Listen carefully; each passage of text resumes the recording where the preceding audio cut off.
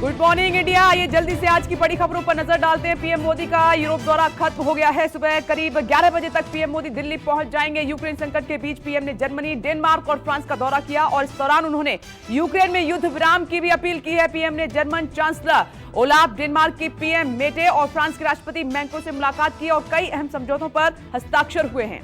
Europe दौरे के तीसरे दिन पीएम मोदी फ्रांस के राष्ट्रपति इमैनुअल मैक्रों से मुलाकात उन्होंने की और जैसे ही प्रधानमंत्री नरेंद्र मोदी अपनी गाड़ी से उतरे, राष्ट्रपति मैक्रों ने उन्हें गले लगाया। तस्वीरों में आप देख सकते हैं, दोनों काफी देर तक एक दूसरे का अभिवादन करते रहे और इस दौरान राष्ट्रपति इमैनुअल मैक्रों की पत्नी भी वहां पर मौजूद थी और इसके बाद दोनों नेताओं के बीच बैठक भी हुई।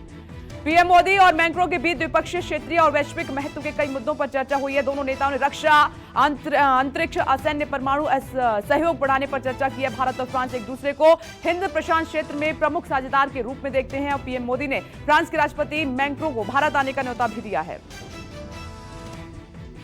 और प्रेस की आजादी के मामले में भारत 150वें पायदान पर पहुंच गया। 180 देशों की इस लिस्ट में भारत पिछले साल 142वीं रैंक पर था और इतना ही नहीं, भारत के पड़ोसी देश पाकिस्तान और चीन प्रेस की आजादी के मामले में और भी पीछे हैं और नॉर्वे इस लिस्ट में पहले नंबर पर बना हुआ है।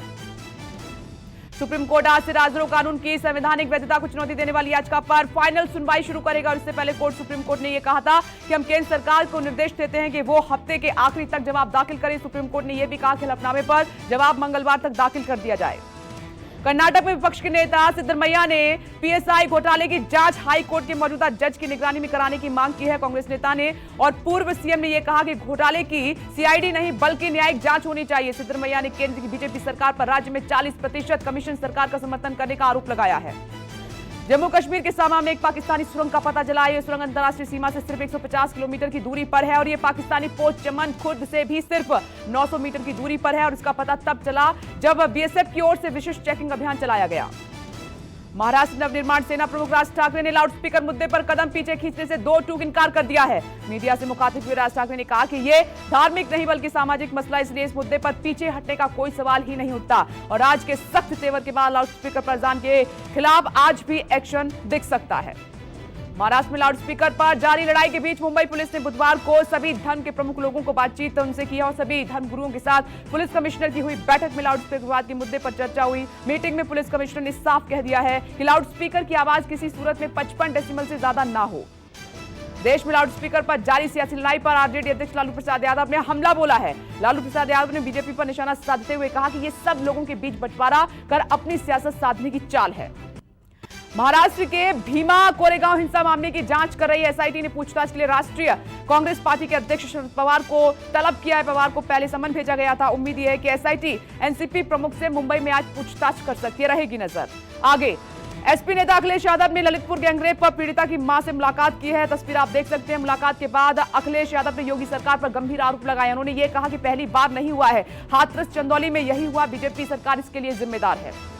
ललितपुर में नाबालिग से रेप मामले में कांग्रेस भी योगी सरकार पर हमलावर हो गई है। कांग्रेस नेता प्रियंका गांधी ने ट्वीट किया है और अगर महिलाओं के लिए थाने ही सुरक्षित नहीं होंगे तो वो शिकायत लेकर कहां जाएंगी, ये सवाल उन्होंने उठाया है। उधर विपक्ष ने यूपी सरकार पर हमले तेज कर दिए हैं। इस बीच उत्तर प्रदेश के उप मुख्यमंत्री ब्रजेश पाठक ने विपक्षी दलों से यह कहा कि वे आपराधिक मामलों का राजनीतिकरण बिल्कुल ना करें।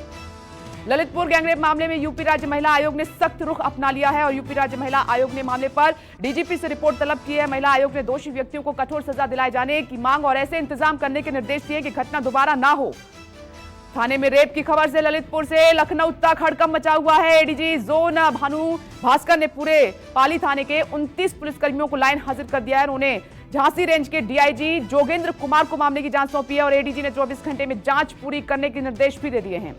सालों बाद अपने पैतृक गांव पंचूर में रात्रि विश्राम करने के बाद बुधवार सुबह यूपी के सीएम योगी आदित्यनाथ ने गांव की सैर की शुरुआत कर दी है। दिन की शुरुआत की है वो गांव में घर के उसी कमरे में रुके जहां उनका बचपन बीता है। तड़के 4 बजे उठने के बाद योगी आदित्यनाथ ने स्नान करने के बाद घर में ही पूजा की। इस मौके पर वो अपने भतीजे के मुंडन संस्कार में भी शामिल हुए।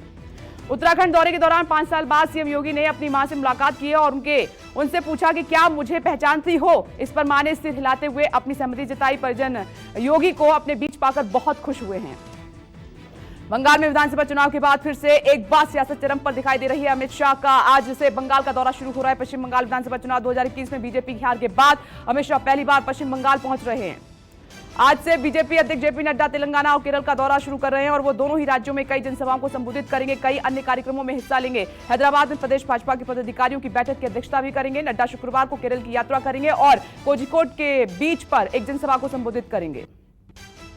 बंगाल विधानसभा में टीएमसी की जीत के 1 साल पूरे होने के बाद आज ममता बनर्जी पार्टी की राष्ट्रीय कार्यकारी समिति की बैठक उन्होंने बुलाई है। पश्चिम बंगाल में जीत के 1 साल बाद टीएमसी राज्य में लगातार मजबूत होकर उभर रही है, जबकि बीजेपी में अंतर्कलह लगातार जारी है। इस साल के आखिर में हिमाचल प्रदेश में विधानसभा चुनाव है, जिसे लेकर कांग्रेस ने कमर कस लिया और इसी कड़ी में कांग्रेस आज शिमला में रैली करेगी, जिससे कि 5 राज्यों में विधानसभा चुनाव में पार्टी के निराशाजनक प्रदर्शन के बाद एकता संदेश दिया जा सके। चुनावी रणनीतिकार नई पार्टी का ऐलान कर सकते हैं। पीके कुछ महीने तक बिहार की यात्रा करेंगे, वे लोगों से मिलेंगे और उनसे मुद्दे जानने की कोशिश करेंगे। माना यह भी जा रहा है कि राजनीतिक आंदोलन के बाद एक नई राजनीतिक पार्टी में यह बदल सकता है। राजधानी दिल्ली में अतिक्रमण और अवैध निर्माण के खिलाफ अब लगातार बुलडोजर गरज रहा है। उत्तरी और पूर्वी दिल्ली नगर निगम के बाद अब दक्षिणी दिल्ली नगर निगम ने भी अतिक्रमण और अवैध निर्माण के खिलाफ कार्रवाई तेज कर दी है। कल ओखला में और शाहीन बाग में 9 मई को चलेगा बुलडोजर और अगले 9 दिन में 8 इलाकों में बुलडोजर चलेगा। तारीख अलग अलग तय कर दी गई है। भारतीय मौसम विभाग ने चक्रवात आने का चेतावनी जारी की है और चक्रवात को आसानी नाम दिया गया है और ये नाम श्रीलंका ने दिया है। अगर ये चक्रवात आकार लेने में सफल होता है तो लगातार ये तीसरा साल होगा जब भारत के समुद्री इलाकों में तूफान आएगा और इसीलिए लोगों को भी सचेत रहने के लिए कहा गया है। आपको ये भी बता दें कि लगातार जो समुद्री तट पर लोग रहते हैं उनको भी आगाह किया गया है कि आप थोड़ा सा अलर्ट रहें।